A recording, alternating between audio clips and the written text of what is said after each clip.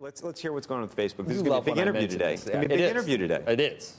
And I'd be worried if, no, I'm kidding. But what are you going to, I mean, what is going to be the thrust? Well, look, this will be the first time we've heard from her since Chris Hughes wrote that op-ed, really calling for the company to be broken up, among other things, also talking about the need for a new regulator out of Washington.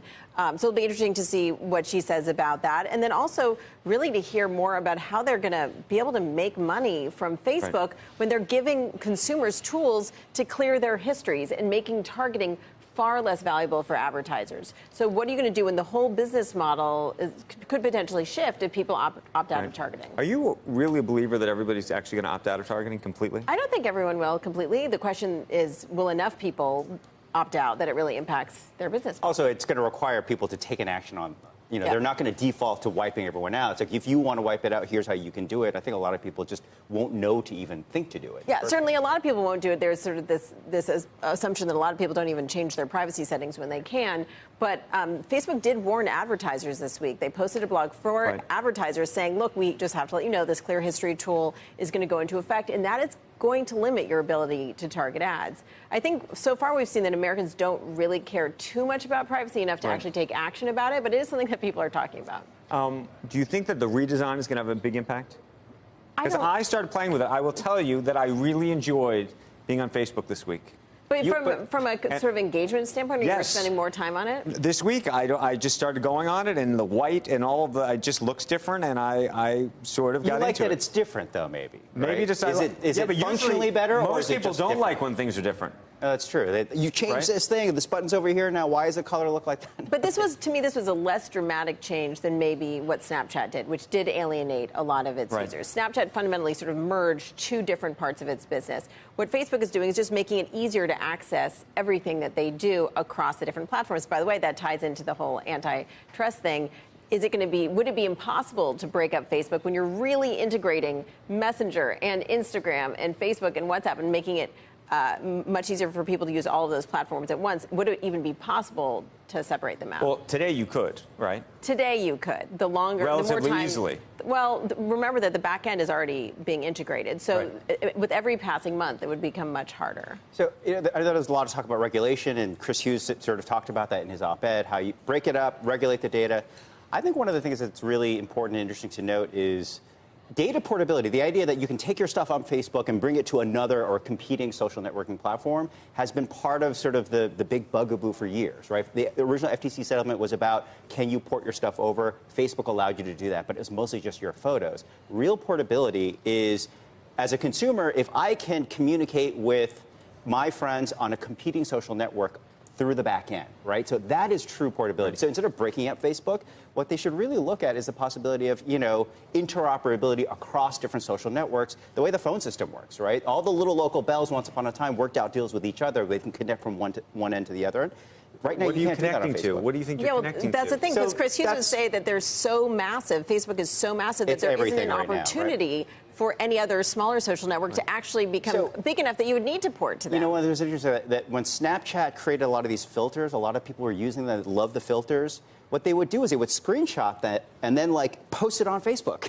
Right? That is an example of a lack of interoperability. That if there were a way for them to communicate across networks, that might actually foster more competition. Do we think there's a real conversation that's happening in Washington right now about breaking up Facebook? Right? It's one thing for all of us to gab about it and talk about it, and Chris Hughes to go on TV and to write an op-ed and everybody wring their hands.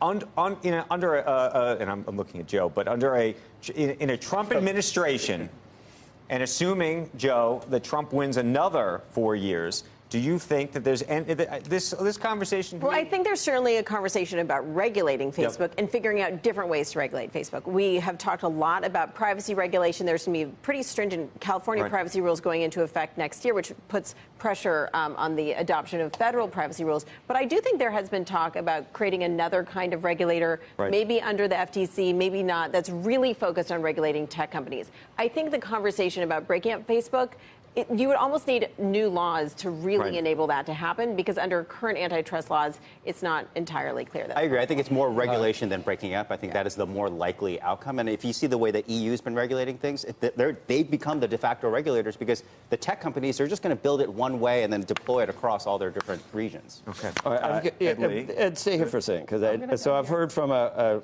let's call him Bill R. He's a really smart telecom investment banker. He says, we haven't made telecom infrastructure since Lucent over a decade ago. That ship has sailed. Huawei makes equipment. We're back to Huawei, thank God. VZ&T will deploy 5G services and innovation better than anyone in the world. Does it matter if you use a Chinese manufactured phone or computer to access Facebook or Google? No. There are no U.S. manufacturers of TVs, but Netflix is a blockbuster success. He is focused on the wrong issue. Well, actually, it says as usual, but I'm not going to say that part. Then I got something from me. Yeah. Then I got something from a well-known CEO that I think you got the same thing. So read that quickly, and we don't need to say who it is, but are you reading it right now? I am. Let me see if that makes sense to you. Ed, what does it say? Okay, I'll read it. Yeah, I want to see. Wildly behind, the only commercial deployments in the world are in U.S. and South Korea. Why is China going nuts on the Commerce Department's entity list inclusion of Huawei this week? Because they are ahead or behind. Huawei has no access to U.S. tech. Do they have a 5G product? Question mark. If U.S. has no access to Chinese tech, do we have a product? Answer is yes. And we don't need to talk about, this is off the record maybe, but we both got that one. Yep, so we did. Well, where's all your bluster come from? You read a DOD report? Ed, what do you think? Are we going to be able to catch up for 5G? Aren't we going to be world leaders in 5G? I think we're definitely behind. I think we are definitely behind. In hardware? Yeah, in hardware. Do we make any hardware for anything? I think the thing about Huawei, I think the thing to understand is that their technology, a lot of it's built on U.S. components. U.S. technologies are built chips. Yeah, but you need that. That's what trade is about, right? Okay, we're not ending trade. No one entity, no one nation really owns Julia, we're everything not breaking up Facebook. Tell Cheryl that I'm with her on this. I mean, this guy. But do you think it should be regulated? This is the same guy who wants universal basic income. He's wacko. Do you think Chris Hughes guy. He's nutso. Do you think it should be regulated though? How are you, if you've got billions of people saying stuff and you're going to try and censor that, I don't know how you do it. But not in terms of censorship, but in terms of mandating certain protections for user data and privacy? I'm kind of with Andrew on this. If I get all the benefits, go wild.